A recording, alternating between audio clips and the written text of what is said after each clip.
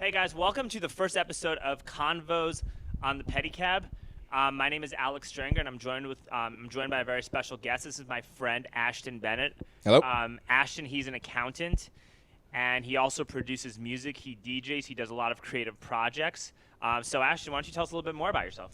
Again, Ashton Bennett. I am from North Carolina. Actually, I've been here in Austin just about 5 years.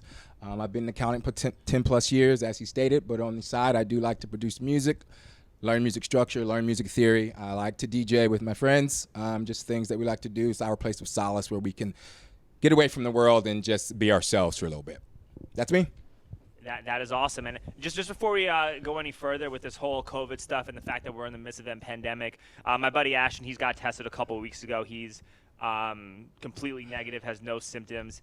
I also don't have COVID, so both of us are very safe. We're both very cautious. We've both been doing our part in terms of being respectful to people around us and trying to slow the spread when we're amongst vulnerable people. So I just want to get that out there because this is the whole purpose of this podcast.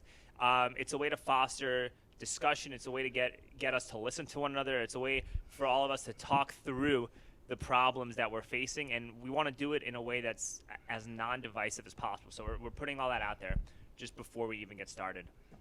I agree. Absolutely. Test results are negative. I think we're doing a great thing. Let's get started. All right, cool. So we met outside of a restaurant, and we talked a little bit, and somehow we started talking about like all the protests that were happening and a lot of the social justice stuff that was going on and the BLM movements.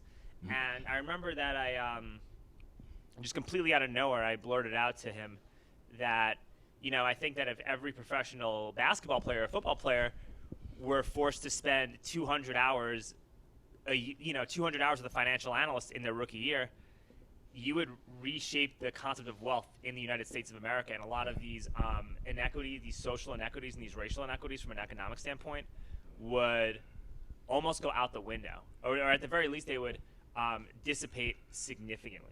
So I want to hear what your thoughts on that are. Yeah, I think the convo came up. We were talking about generational wealth and how people can attain that. And I think it's a very fine line between generational wealth and the average American because, as you stated, athletes have that opportunity to gain generational wealth where no one in their family should have to work again. No one in their family, in their lineage, should have to have a job. Yes. It's like the Hiltons, the Rockefellers. They don't need to work. The Fords, Yeah, and the Jameses should be like that, and so should the Jordans, and so should the Allen Iversons. But then you have the fact that 60% of NBA players go broke after 5 years of playing, and 75 to 80% of NFL players go broke within 3 years of playing. So, you have probably over $1 billion combined at least, right? You probably have multiple billions of dollars combined in wealth allocation to people of color that if there was a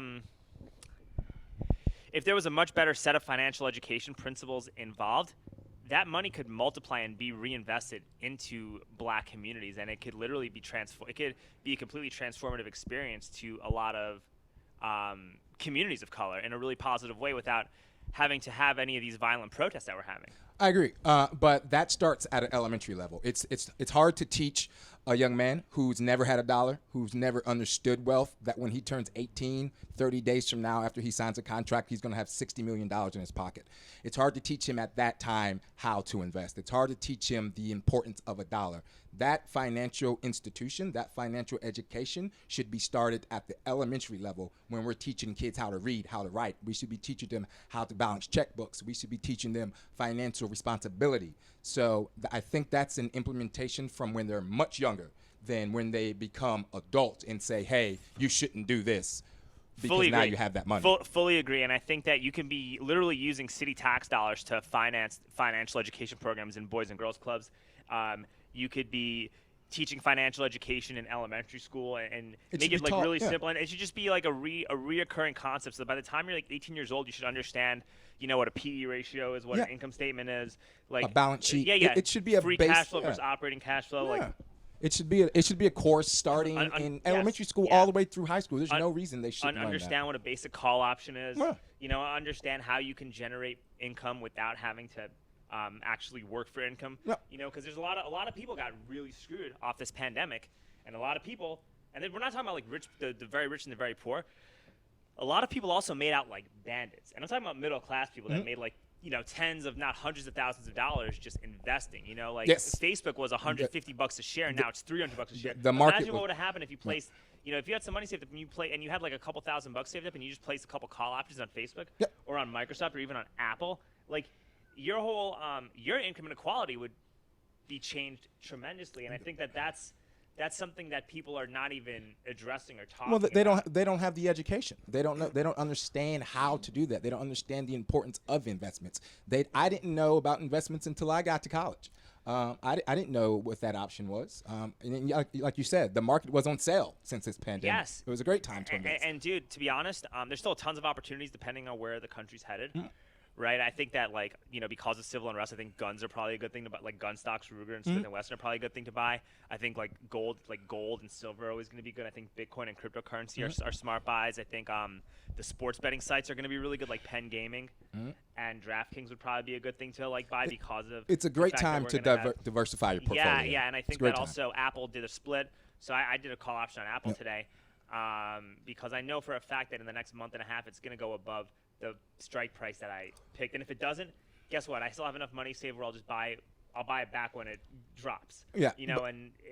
But I think that understanding like why that's a good move versus like somebody who just wants to trade Forex and penny stocks, like it's just a really important skill to just help people a lot, and it gives a new perspective as to like where you want the country going and what you want to see happen here.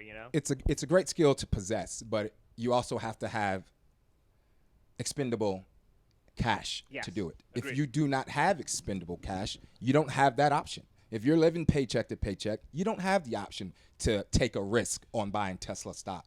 You don't have that option. That's a big fact. That's 100% true.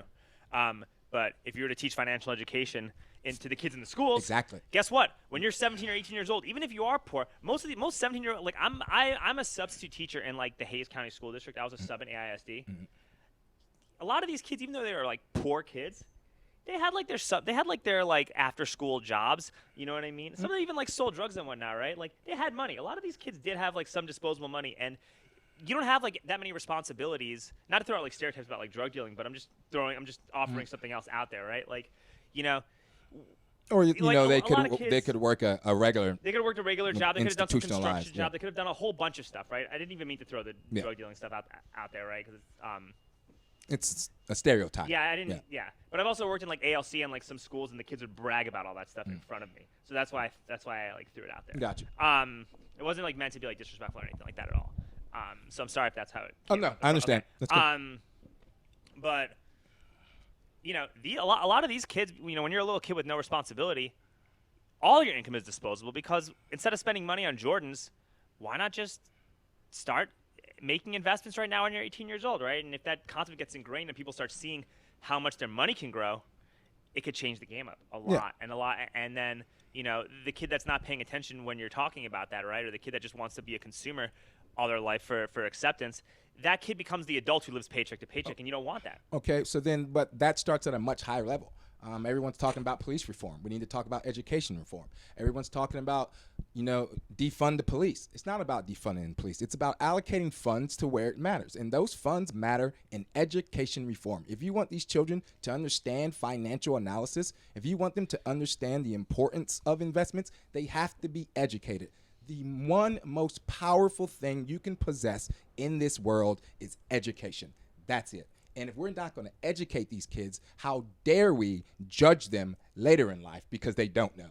That's on us. That's our responsibility. Agreed. I agree. And when I saw like the first BLM protest, I was watching people loot. I was watching people burn American flags. I was watching a whole bunch of like crazy shit. And a lot of people were pissed off about it. And, myself included, I wasn't liking what was happening. But at the end of the day, it's like you got to understand, like if you see a booming stock market and you don't understand how you can participate in it, of course you're going to be mad.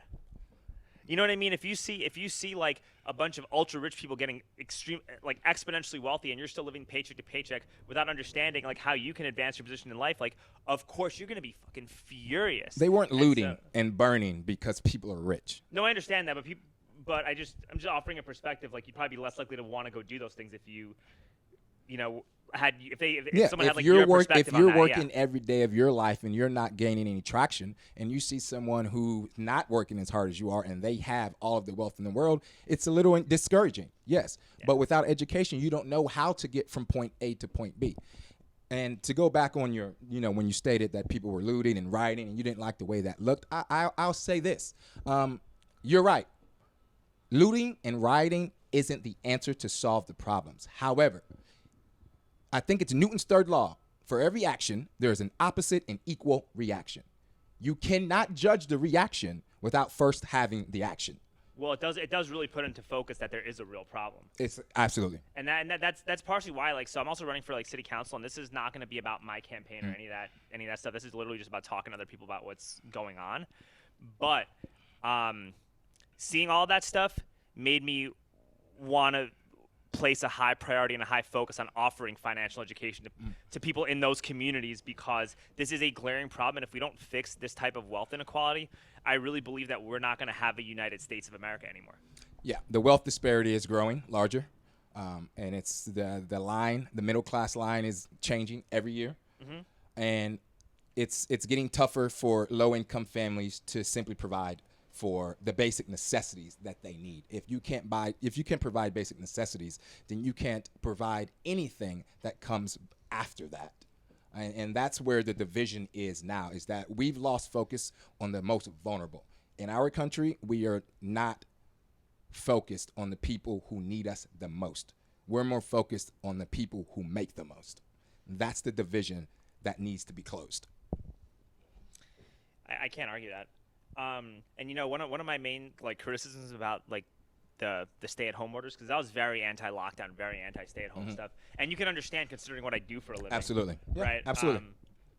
And it was just, to me, these stay-at-home protests, especially now that you're getting new data regarding the deadliness of the virus and whatnot, and it's still very contagious, and you got to be careful. But especially in light of this new data, I felt as though the stay-at-home protest was literally designed to create even more income inequality, because small businesses were being decimated in favor of large corporate chains. Target and Walmart were open, but your local mom and pop retail stores weren't. They were closing gym when exercise is one of the most proven ways to avoid serious symptoms of the virus. They were closing parks. They were telling people not to be around one another and stay home. And all that does is it just, when people can't communicate with one another, you don't exchange ideas. And when you don't exchange ideas, you get stuck in these echo chambers and these bubbles. And it literally just, especially those first 2 months of lockdown, were a breeding ground for hostility. Yes, I think when people have to go against what their routine is, they begin to get bored. Other than that, they come up with creative ideas. I don't know about you, but Zoom stock was perfect when this happened. Yeah, I missed. I'm a little late to that part.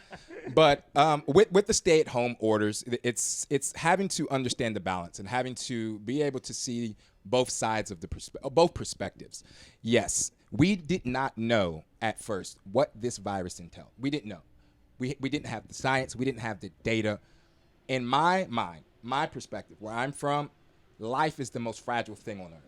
What can we do to preserve life? And if that means, hey, we have to stay inside until we truly understand what's happening, please stay inside until we know. Once we get a better grasp on this, then we can reopen. But let's not deny the numbers. People were dying.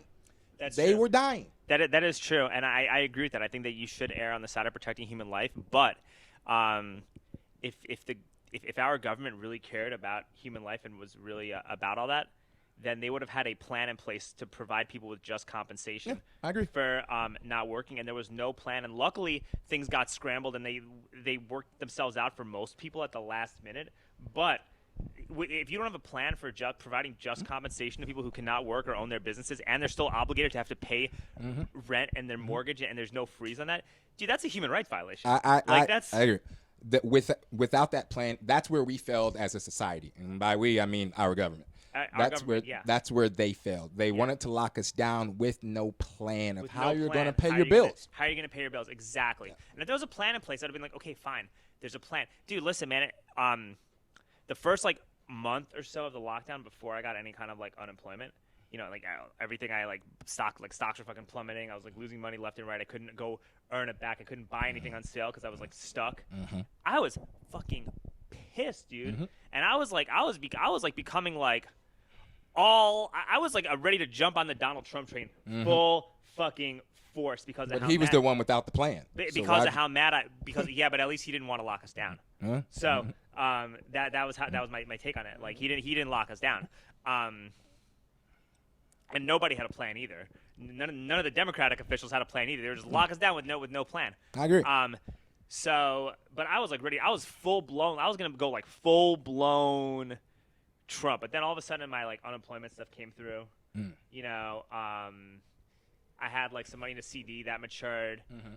Started buying more stuff with my TD Ameritrade account, and I wound up actually doing about the same as I would have otherwise. Okay.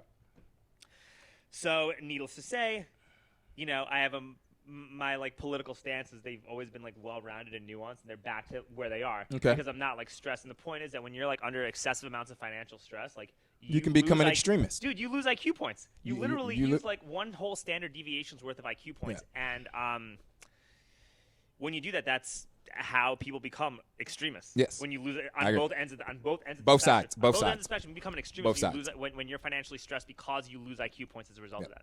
Yeah, you're only seeing red. You lose reason. You lose reason. Yes. And that without reason, unprecedented times can affect you in a way that you would never have imagined that you could have been affected.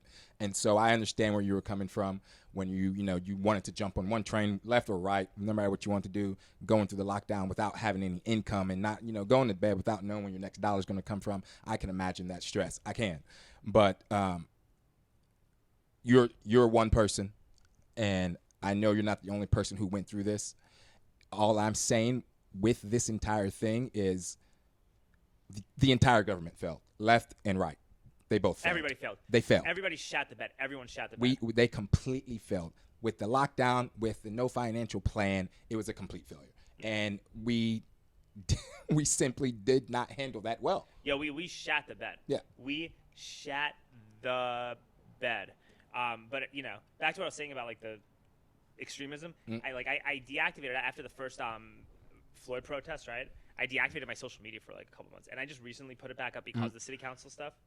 But me being off social media for 2 months put my whole sense of perspective in a much like more balanced, more relaxed, more like you're just more clean. Way more like everything my whole thought process feels like it's way more centered on reality as a result of having like deactivated my like social media. Yeah, I like to view myself as a realist, and I did the same thing. I took a social media cleanse because it was just it got to the point where it was overwhelming. It wasn't good for my mental health, and I knew that I needed to take a break from that. So I wanted to get myself back to neutral, so that I can stop seeing red. So I stopped jumping on everything that I hear, like I stated to you earlier, so that I no longer become a defensive listener.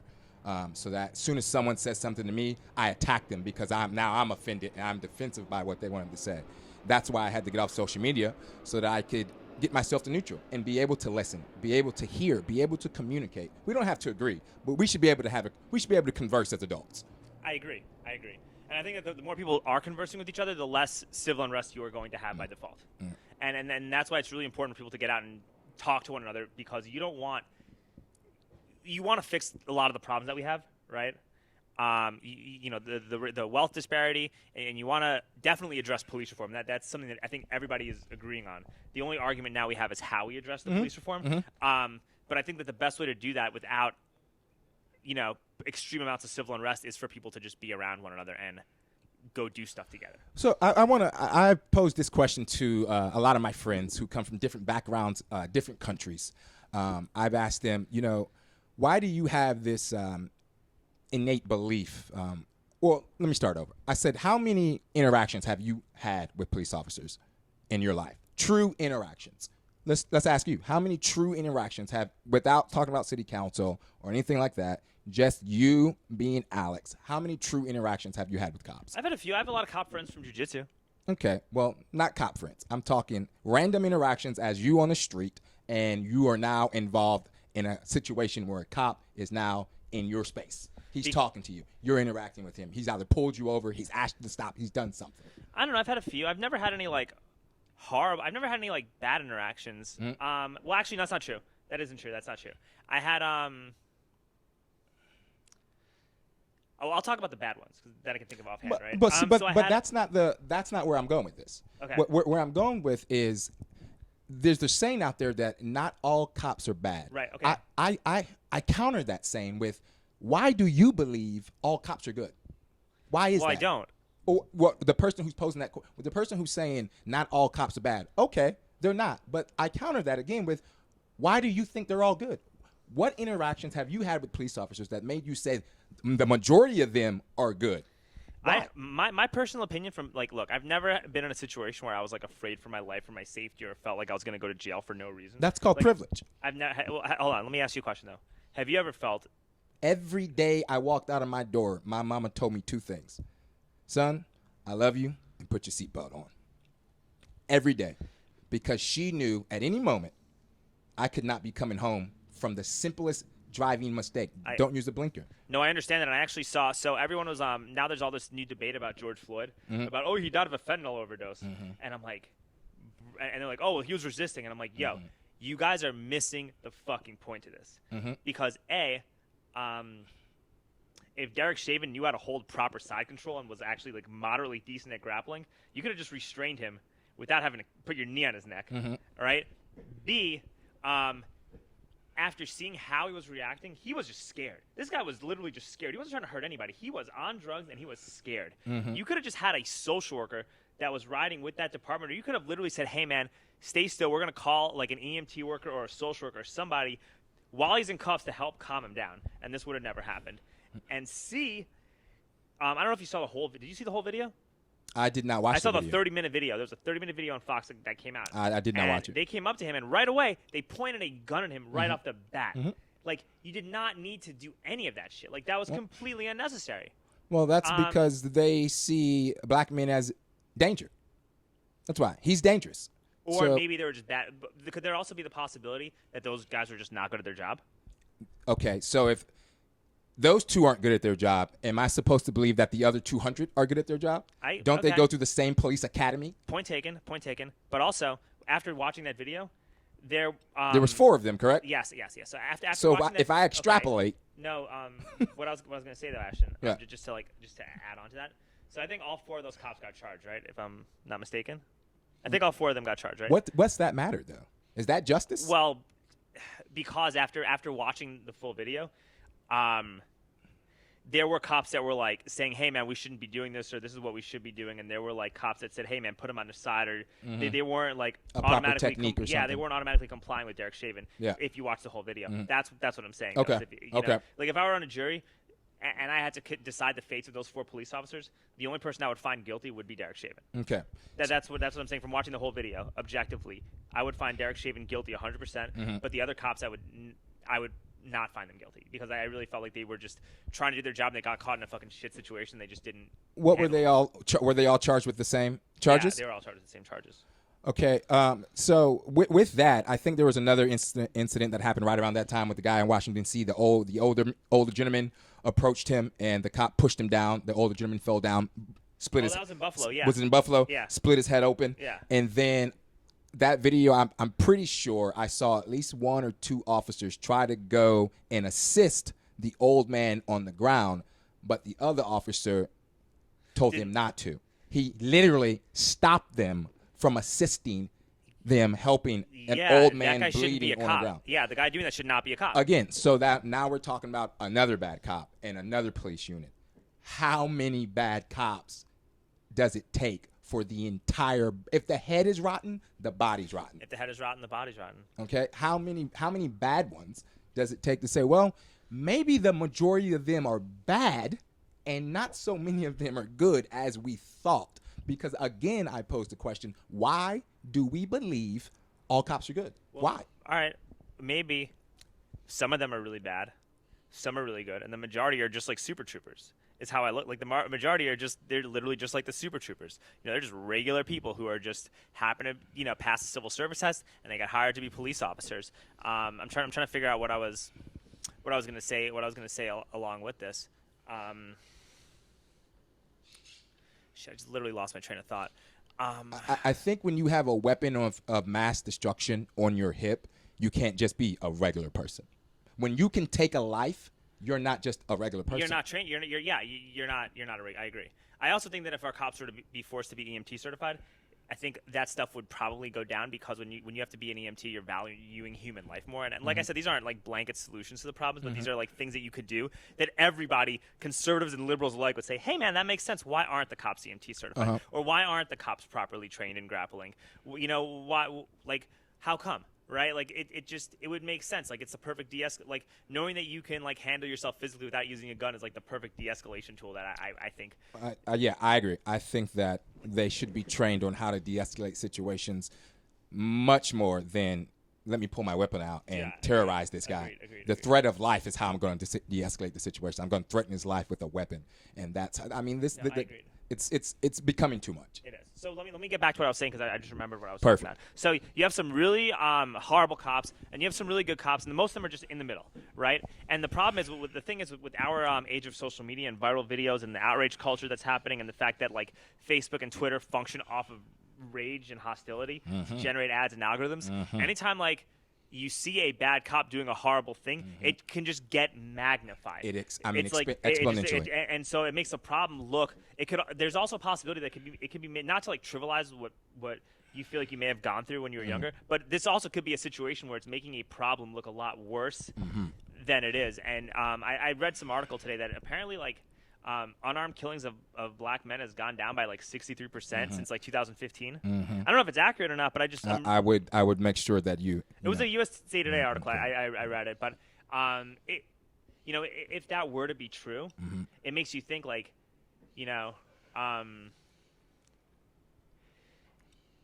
if people want a like, there's no better way to create sensationalized reactions, especially with our clickbait culture, than to continuously, like, anytime anything happens with a a cop fucking up some unarmed black guy for no reason, it just gets magnified so it looks worse. Like with like people like think school shootings are like all over the place and a huge epidemic, and they're horrible, right? They're really bad, and there's no downplaying it. But you're still more likely to get into a car accident driving. We're still more like, I'm still more likely to get killed on my way home from doing this podcast than I ever will be in a mass shooting, and so are you. Yeah. And that was a lot, so let me try to digest all of that. I know you said that you didn't want to take away from, one of the things that I may have gone through when I was growing up. I want to, say that's something I go through every day, not when I was growing up. I'm still a black man. It's something I go through every day of life. On top of that, you stated that, things are being sensationalized. When something happens to a black man, Facebook, everyone, if they're on one side, it blows up. If they're on the other side, no, he shouldn't have did this. He was doing that. You're right. Things can become sensationalized, but I countered that with this.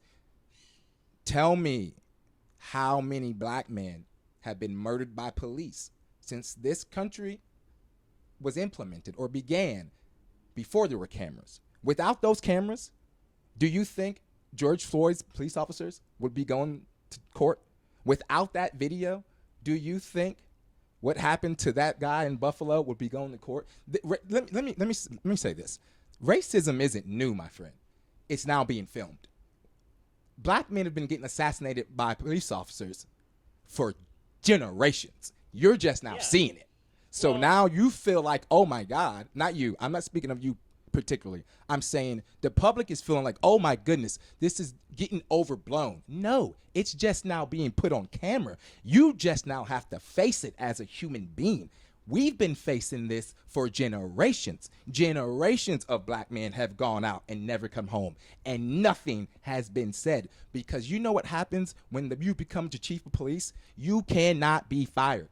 There is no one in the city who can fire the chief of police, because police are their own entity. The police chief of Los Angeles once said, they asked him, sir, when are you going to run for mayor? He laughed at them and said, why would I want to give up all my power? Think about that, because he cannot be touched. Hey, so why, what's your take on Carmen Best, the police chief, the African-American woman police chief in Seattle? Because they like a bunch of like these Chaz protesters forced her to resign. Is she the one that resigned? Yeah. Okay. Well, I just want to know what your take on that is. Well, one thing is I don't like to speak on something unless I have full understanding and knowledge of it. That situation I do not have a full understanding and knowledge of, so I'm not going to speak on it. I'm not I going to also put my don't have I'm any not, full yeah, understanding. I'm I not was going to put asking my what your foot in take my on that mouth. was because Yeah. like I don't know. I would have to research that and understand what's going on from both sides. Other than that, I can't speak on all it. right, fair, yeah. Because that's something I haven't really like paid too much attention to, but I just wanted to know what your perspective on that was because like you're also seeing a lot of black police officers getting killed by like BLM crowds and whatnot, or you're seeing some that's magnified in the media. And stuff. The issue is we keep trying to minimize everything and saying it's a black-white issue. That's not the issue here. It's about saying that a race who's never been cared for, that their life should matter, almost as much as their white neighbor's life. Just as much that, when they show up to a protest unarmed, that they shouldn't be gunned down. But when a 17-year-old with a semi-automatic rifle shows up to a protest with the intent to kill people. All right, we're talking about Kyle Rittenhouse. Yes. All right, I want to hear what I'm not going to interrupt you. I want to hear what you say, but then I'm going to give you my perspective on all that. I think there's two sides to looking at this.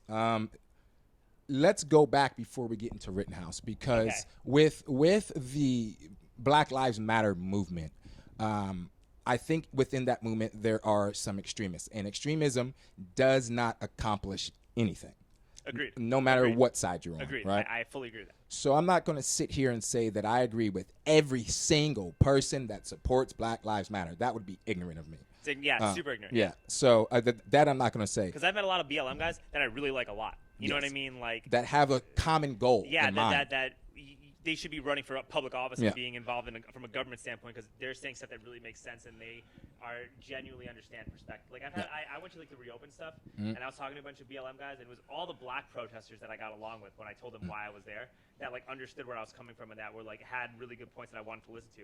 It was like the white hipsters that I thought that I had the most that I had like the biggest problem relating to was my take when it came to that. Again, like I said, I'm a realist, and people are going to join trends, movements, just so that they can justify whatever they want to justify to themselves. My issue with the Black Lives Matters movement is it's to me it's not a movement. Okay, a movement is something new, something that's just now happening. This is a movement.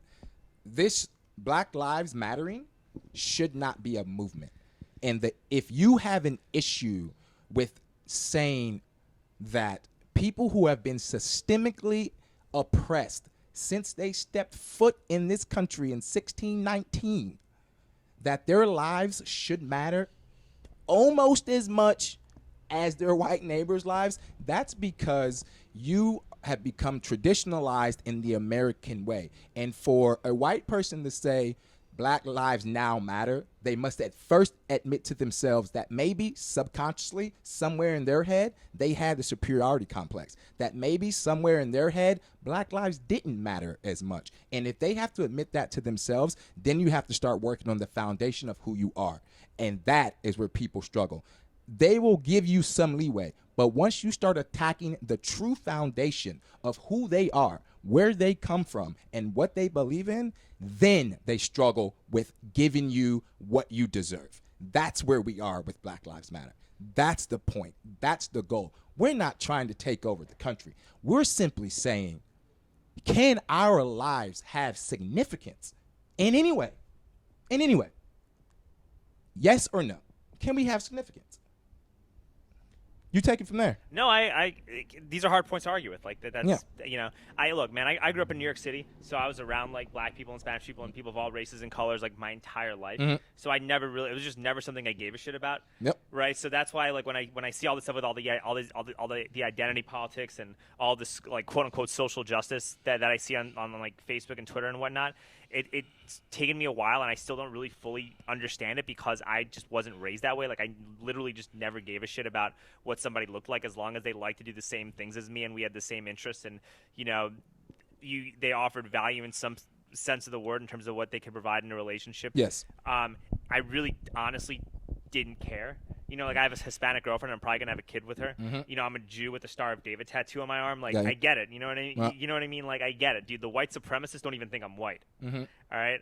I've always understood it to a I've always understood. a I always point. felt like I've understood it to a point, and I always try to be open-minded and empathetic with people. And my attitude is that, like, hey, man, if you feel like you don't have a seat at the table, let's hear you out so you can get a seat at the table. Like, there's nothing wrong with being able to be open-minded and want other people to join you at the same table as you. But we've been fighting for that seat at the table since 1619. Dude, I agree, and I also feel like a lot of like liberal politicians engage in these horrible trade policies. They do these gentrification acts, and then they put a Black Lives Matter sign on 11th Street in Kamal to make it seem like they're allies, but they're literally enacting gentrification policies to further screw over black people anyway. Like so you got to like my whole thing is that You must research the politician that you want to vote yes, for. yeah, like Just because they call themselves liberal or they support Black Lives Matter, you never know what's going on behind closed doors. You must have a true understanding of who you're voting in office. I mean, that's the only way we enact change. As the black community, we must become allies with the people who have the assets that can affect real change, actionable change. Marching, great. Protesting, wonderful. Hashtags, vote or die, not playing the sport, sitting at home, no matter what you want to say, I'm all for it. But that matters not without actionable change, without something truly being implemented. Because we can protest all we want, okay? Unless the legislation is changed, nothing will change. So without that, there's no going forward. We're going to stay stuck in the same position that we are. So, go ahead. I agree. And that's why I tried to, like, when we like the stuff that I showed you on my website, I had specific things that I want to do that I think like everybody could just agree on, so that you could say, hey man, we're not going to play NBA basketball games until all police allegations of misconduct are investigated by an independent review board. Like that's reasonable. Like we just want all this investigated by an independent review board. We want all the cops to be EMT certified, and we're not playing another basketball game until they do that, right? So have like specific things that everyone just agrees on, and be like, all right, once you do that, we'll play. Yeah, and that's the thing. The players have so much leeway. They cannot play. But the players, they're not the billionaires, okay? LeBron James, not a billionaire. Yeah. Okay? Not a billionaire yet. Exactly. So the players can only do so much. They need their owners. They need the billionaires who have friends on both sides of the fence, who can enact true actionable change, who have deep enough pockets to create opportunities for people to have a seat at the table. That's what needs to happen. I've said this since this whole lockdown started. I said, our lives, and when I say our, I said black lives, our lives will not matter until white people accept that they matter. Change in this country will not happen until the majority, until white people say enough is enough. Something needs to happen. There has to be collaboration. Every athlete can lay down their shoes and sneakers and bats and balls, and no matter what, they can lay it down forever. If their owners don't care and they're like, void contract, we'll find, believe me, someone else will play. Believe me, they will. Someone else will take that job. So that only goes so far. We need to do more. There needs to be actionable change implemented in legislation. We need to get people in there who actually empathize with what's happening to the minorities in this country. No, fully agree, and that's why there's got to be specific things that people protest for, so we come up with something that's fair and actionable, right? Like, if LeBron and a bunch of other players say, "Hey, we want to sit out the season until all the police departments get defunded," That's not reasonable. That's a horrible idea, and it's actually going to hurt black people in poor communities more than it's going to help them. And it's not reasonable. Right. So it's got to be like there has to be a reasonable, actionable path of action that everybody agrees to. And I think another problem with social media is that social media makes it seem like, white conservatives don't want police accountability. Dude, after George Floyd, I have a whole bunch of like white Trump supporting conservative friends. Mm-hmm. They all want police accountability too. They all thought that the guy murdered Floyd. You know what I mean? Like there was no argument about this. None. No, there was a lot of argument. Well, I mean, but like Breonna Taylor. Everybody I know thinks that those cops should go to jail for murdering Breonna Taylor. Everyone I know thinks that. Yeah. Well, that's a small percentage of the population. I'm just giving you my perspective on it, though, dude. Like No. Yeah, you're right. And like I said, my white conservative friends, they agree with what you're saying. Look, that's murder. That's not okay. Yeah. I don't care what kind of training he had. You don't do that. You don't do that. There's no Yeah. reason. There's Yeah. no reason There's that you just- killed someone in cold blood who's an EMT worker, and the guy who fired back should not have any. That all the charges. I mean, they did drop those charges, right? I believe so. Yeah, and they should have immediately because there's no that's unacceptable what those cops did. You know. Yeah. And that's the thing. Like we said, left or right, that shouldn't determine whether we believe in what's right and what's wrong. Okay? I mean, that's wrong. We should be able to come together and say, that's not okay. I don't care if you're conservative. I don't care if you're liberal. That's not okay. We need police accountability. We do. Left or right. We need police accountability. We have to. And the funding of the police is a touchy subject because everyone thinks that means, hey, let's take all the money away from police and close the police stations down. Couldn't be further from the truth. Couldn't be further from the truth. That's not what it means. Why would we want to shut down all the police stations? What we want to do is allocate that fund to somewhere else where we can now implement true police training. We can now say, hey, what's going on in this police academy right now isn't working. However you're training these cops, they're coming up here and they're acting like this.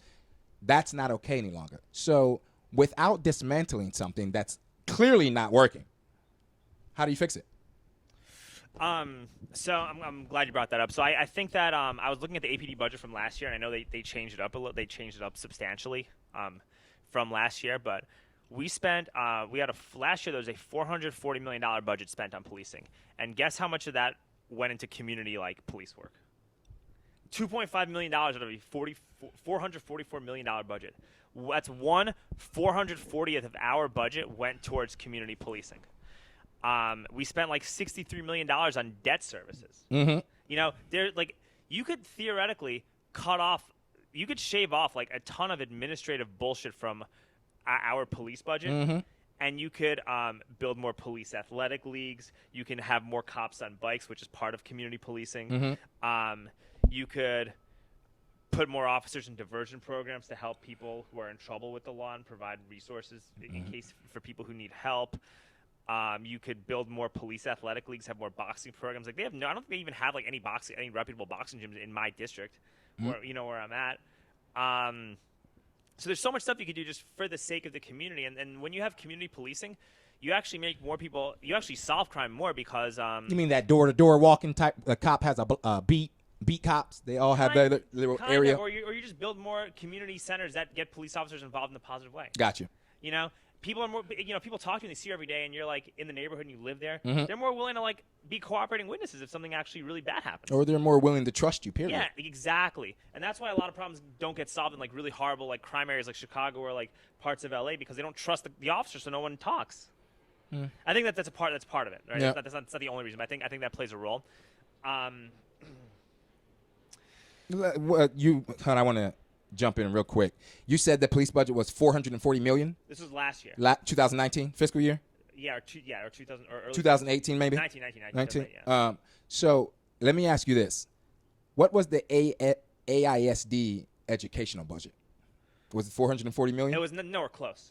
It was nowhere close. Nowhere close. It was nowhere close. That's my point exactly. It's nowhere close. It's nowhere close. That's the point I'm making. It's nowhere close. That's defunding the police. Let's take some of that money and put it into why are we $26 million in debt services? How about we put that into public schooling? $63 million. $63 million in debt services. Let's put that into educational programs. Dude, let's put that into educational reform. Financial ed, dude. Yeah, you know? I would be so down with that. But I don't like the way they defunded by getting rid of well, let me rephrase that. I don't.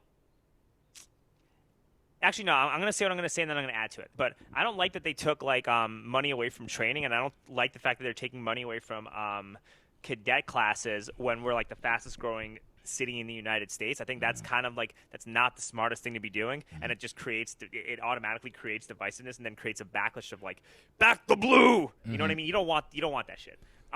It creates a lot of bootlicking. And then the thing that really got me upset, or really like concerned me, was the fact that they cut like pretty much their entire program for license plate readers, that's how you like track sex offenders and like traffickers and like domestic abusers and stuff through the license plate. So why are you cutting like it seems like you're just cutting the worst things possible. And I just want to elaborate on that too, because I think that sometimes when a little kid's like hasn't been told no, or they're constantly throwing temper tantrums in like the middle of the grocery store, you got to discipline them. So perhaps like what we're doing is just a way to like discipline that kid that's never been told no. But I do think that if our police officers were to make reasonable common sense reforms for the benefit of both the community and the officers, like I had mentioned to you about the EMT certifications, grappling training, independent review boards for police misconduct, and they agree to that, we should give them back a lot of their money if they agree to like make legitimate changes. So again, I haven't read the reports on what's being defunded and where that money's being allocated to. And like I said earlier, I don't really like to speak on things that I don't have a true understanding of, because I don't want to put my foot in the mouth and be ignorant about anything. But I do know that real change needs to happen. I do know that the system, everyone likes to say that the system is broken. And again, I counter that saying. And because the system is not broken. The system was designed to function and operate exactly the way it's functioning. how it's functioning and operating. The system's not broken. This is the system. This is the system that was designed. We're just now having that system put into the forefront, where now these negativities are being thrust into our faces. Every time we turn on our laptop, our phone, our TV, it's always something new. You don't get a chance to process the thing that happened last Thursday before something else happens on Sunday. Dude, agreed. And then this actually brings me to the Kyle Rittenhouse discussion, because I feel like we probably have different takes on this. Uh-huh. I want to hear your take, and then I want to offer mine and offer how I feel this is being played out and what my take on all that stuff is. So I want you to go first on your take on Kyle Rittenhouse, and I want to respond, and then I want to tell you what I'm worried is going to happen as a result of it. I think my take isn't going to be as elaborate as you want it to be. That's fine. Because my take on that is one word, and that word is simply consistency. And what do I mean by consistency? Exactly how they treated Kyle Rittenhouse is exactly how the police should treat every other man that could have been Kyle Rittenhouse. If you're going to treat one that way, then you should be consistent with the way you treat everyone else. And that's the problem. I agree. Actually, I agree with that fully. That's my stand. I agree because with that. there is no consistency. I actually agree because with if I was to walk down Congress Street right now with an AK-47 strapped to my chest and pointed at someone, they wouldn't hand me a bottle of water. I can guarantee you that. I don't know, man. Because I'll say this, right? Like, if what was happening in Kenosha happened in Austin, Mm-hmm. and you were trying to like protect the small businesses and help them with what they were doing, Did he live in that city? He was like 20 miles away. So he didn't drove li- like he didn't live there. he didn't. But people were like, "Oh, he drove so far." I'm like, "No, dude. He drove 30 minutes or 20 miles to this neighboring town. Drove 20 miles to a neighboring town to protect the businesses that he has nothing to do with.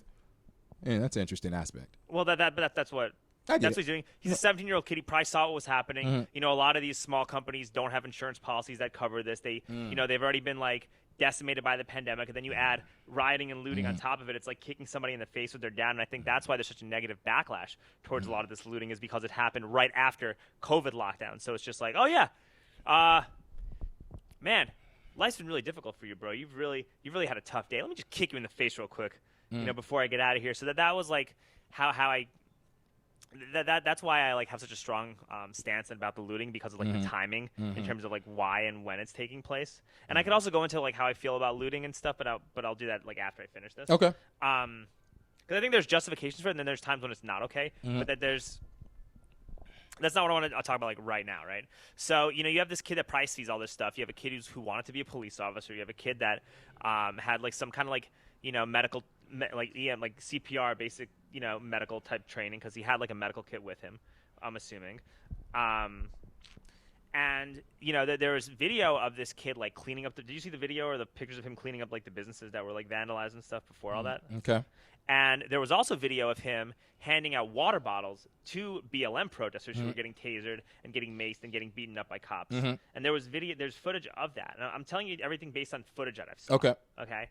This is based on footage. It's not based on like my opinion or reading some right-wing publication. It's based on like literal videos that I've seen. Okay. There's videos of him handing out water to people, and there was another video of him with a fire extinguisher trying to put out a car that got lit on fire. Okay. And then and then that's when he shot the first guy because that guy was like apparently chasing him when he was trying to put out a car that was on fire with a fire extinguisher, and he had his weapon with him, but he could have also had his weapon because you see videos about that guy that got kicked in the face and got the shit beaten out of him in Portland. Did you see that video? I did. Mm-hmm. So you see stuff like that. I'm like, well, why would you not carry? You got to carry. Like, why would you not carry a weapon? You know, like it's a safety thing. And now after that, so you know, him having the weapon that's a legitimate safety concern considering everything that's going on right now. Okay. And then the person attacks him, and the person was also beforehand was caught on video. I know this is a lot, but the person was caught on video saying, "Shoot me," and then dropped the end, you know. So hold on, let's go back to you said the person attacked him? Yeah, the person attacked him. The person who attacked him. Is that on footage? Is that on video? Yeah. Him being attacked? I can show you a clip of it, but yeah, okay. I believe so. And if not, if I'm wrong, I'll admit it. But this is what I think I've seen. Okay. Mm-hmm. And there is video of the first person who he shot was like antagonizing people to shoot him. He was like, "Shoot me, shoot me, shoot me," and then he was So that saying, gives you the right to shoot someone? No, I'm not saying it does, but I'm just saying that it could lend credence to the fact that guy was probably aggressive and could have been attacking him. So it lends credence to the self-defense argument. That's a large step. That's a large step to say someone's using words to someone attacking someone. Large step. But if he's putting out a car that's on fire with a fire extinguisher and he's being chased because he's trying to do that, and he shot somebody who was a grown man that was also a convicted pedophile. That What does one have to do with the other? Nothing, but he just shot. I'm just making a statement that he shot. When he shot him, did he know he was a pedophile? He didn't know. Okay, so it doesn't then mean anything. But one I'm doesn't just have to do making with a the point. Just saying he was, you know. He shot a guy who has a history of committing violent crimes that was attacking him, and then I believe he was on the phone. They said he was calling the police. I think he could have just been calling his friend to be like, "Oh shit, I just killed somebody," you know. Mm-hmm. And then a bunch of people started chasing him because he just shot someone. Yeah, because they probably figured, "Hey, this guy shot someone," and then when he fell over, he shot 2 other people because he was actually at that point defending himself. Yeah. And to be fair, the people that were chasing him probably did think he could have just shot somebody. So let me the whole scene is so chaotic. So let me ask you this. You're doing a lot. Yeah. Okay. Let me ask you this, because like you just said, the people started chasing him, and he shot those 2 people because he was defending himself. Let me ask you this: if I was to pick up a gun right now, walk into a store, shoot someone square in the head, take off running, and then those people in the store chased me, do I then get to say I can shoot every single one of them because now I'm defending myself? Is that how the law is written? Absolutely not. So then, but you weren't going in. But he wasn't going into a store. He was stopping people from. But the people who were vandalizing chasing him, on the outside looking in, you don't know what's in his head. You don't know if that guy was attacking him or not. The people who were chasing him. What's the difference between those people that are chasing me now? They're chasing someone they just saw murder someone. Right. That's a human nature thing to do. Right. But you also don't know if they were also like vandalizing and destroying the. One has nothing to do with the other. Because they're vandalizing something, it doesn't mean now you can defend yourself by killing them because they're chasing you. You're making large assumptions. I'm gonna send you the video. I'm gonna send you the video of like what I saw and stuff like that. I'm gonna send you like the clips, and you can give me your perspective on it. Mm-hmm. I also think that just to be like open-minded about this situation, you know, you can't trust the mainstream media, right? And I'm a big believer in the fact that you can. I have a big problem trusting like mainstream news sources. Well, because each one has their own. Right, but you also got to be careful about trusting like conservative, right-wing news sources because they could have literally omitted certain things that he could have been doing to antagonize something. And there's a lot of stuff that you because exactly what there's a lot of stuff that you don't. There is a lot of stuff that you don't know. And I did see a video just to be fully objective, right? Of him like beating up a girl like a few months prior to that, and I'm just like, oh, fuck this guy. I hope he does at least go to jail I think he should go to jail for bringing the weapon across state lines. But in terms of murder, I feel like if you try to rake him over the coals with this murder charge, considering the fact there's so much video evidence of what really does appear to be self-defense, especially since he was like giving water to people and saying, "Hey, I'm just trying to help people," and there was video footage of that beforehand. All this is going to do is fan the flames of right-wing zealotry. And you got to be careful about doing that, and that's my concern about that. Yeah, I understand that concern. I do, but to say we're not going to press charges against him because we're afraid of how the conservatives are going to react. But they're charging with him right now. But what you're saying is they should be careful and not do that because it's going to fan the flames of right wing zealots, right? To say that is a bit that. Then what precedent are you setting? What precedent are you setting then? But then what precedent are you setting if people all of a sudden feel like they can't defend themselves from, because this is how people feel regardless of your take on that. If people feel like they can't defend themselves from being attacked, or if they can't like help people whose like life's work is being like destroyed right before their eyes, like without them risking going to jail for trying to help someone, when people that are like, you know, when from what you see in those videos, mobs of looters just doing whatever they want, like what precedent are you setting then too, right? And then all of a sudden you're also strengthening the case for fucking fascism, and you're strengthening the case for Donald Trump's reelection, and you're strengthening the case for an overtly police state. And you're also seeing videos on Twitter where people are like glorifying cops fucking up Antifa protesters, and I'm like, dude, that is not good, because I get it. There are a lot of these guys that I don't like, right? But if you send videos and you glorify that, dude, the cops aren't going to stop at that. They're going to start beating your ass if you don't want to get the COVID vaccine. You know what I mean? So, like, when does this, like, you got to be careful what you glorify. So then what's the line? What's the line? What's the line? Because meaningful police reform. Meaningful police reform that is based on common sense and logic that everybody can go along with and agree on. I agree. But if we continue with the Rittenhouse thing, so he shows up with his weapon. He's defending himself. So what's to stop the protesters next time from showing up with their weapons and seeing him? And they're saying, well, now he's aggressive. I'm going to defend myself and kill him. Well, that is what's happening. And what's the line? Well, the line is that we got to do a better job of talking with each other and being good to one another, like what we're doing with this podcast. Yeah. Because I think that the more people are around one another, the more we interact with people who have different viewpoints, the more we like listen to one another, the less likely that shit is going to happen. I agree. And that's a great way of putting it. But like I stated earlier, I'm a realist, and that's not realistic, because people on the left who are very extremist conservatives could not care less, and people on the right, yeah. I mean, either side. If you're an extremist liberal or you're an extremist conservative, you're not going to hear what the other person has to say. That bring us together and talk to each other. That works. No, I agree. It does in small communities. Yes, I agree. Agreed. It does. But in a nationwide change, it's going to take a lot more than that. And let's be real here. Let's be real. Let's state this. This country will never eradicate racism. I don't care how many hugs and kisses and how much love you have in your heart. Racism is taught. It will always be taught. Okay? And let's also be clear. This country isn't the first country that's had to deal with racist. We're one of the youngest countries in the world. You think we created racism? No, absolutely not. No. So let's not sit here and pretend that racism just started happening in America. This has been happening since as far back as I can remember. I don't know what you believe in, how the earth was created or big boom or whatever. But as far back as I know, there's always been a superiority complex. There's always been tribalism. That's just been always. It's always and so existed. it's one thing to say that true police reform will fix all of our issues. It won't. No, it won't. But it'll make it less horrible than it is right now. I agree. And I think that a lot of people go in trying to really change the world and fix all of our problems, but you can't. Our problems are too big to fix. The best that you can do is just make changes however you can and do your best. That's really my take on it. I think there are some problems that we can attack. And, we no longer want to have a middle ground with one another. No. That's where we struggle. There's no more middle ground. And if we looked at certain problems and say, look, how can we meet in the middle on this thing?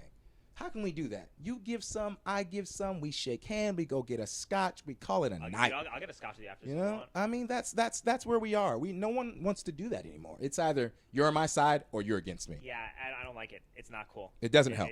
It doesn't help. It's the most destructive thing in the world. It's so divisive. And let me state this while we're on camera. I personally don't agree with destroying people's property, but I also agree that life is more valuable. You cannot argue with that. You can't argue with life being more valuable than property. Well, let's close on this. No. Because we've probably been here like a good minute. When it comes to rioting and looting, I think that there are justifications for rioting, and then there are not justifications.